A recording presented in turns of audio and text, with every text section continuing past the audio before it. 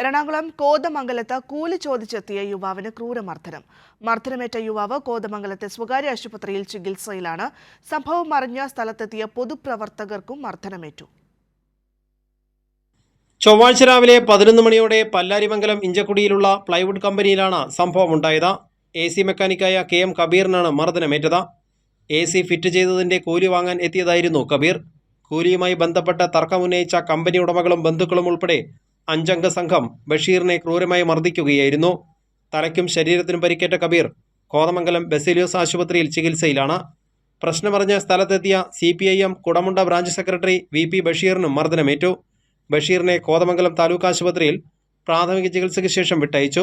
പ്രശ്നം രൂക്ഷമായതോടെ CPIMന്റെ നേതൃത്വത്തിൽ പ്ലൈവുഡ് കമ്പനിയിലേക്ക് പ്രതിഷേധ മാർച്ച് നടത്തി. കുടമുണ്ട കവലയിൽ നിന്നാരംഭിച്ച പ്രതിഷേധ പ്രകടനം പ്ലൈവുഡ് കമ്പനിക്ക് മുന്നിൽ പോലീസ് തടഞ്ഞു. കമ്പനി ഉടമകളും ബന്ധുക്കളും ചേർന്ന് മർദ്ദിച്ചതായി കബീർ പോത്താനിക്കാട് പോലീസിൽ പരാതി നൽകിയിട്ടുണ്ട്. ഇതിനിടെ അക്രമത്തിൽ പരിക്കേറ്റതിന്റെ പേരിൽ പ്ലൈവുഡ് കമ്പനിയിലുള്ള സംഘത്തിലെ 2 പേരും കോതമംഗലം ആശുപത്രിയിൽ ചികിത്സ തേടിയിട്ടുണ്ട്.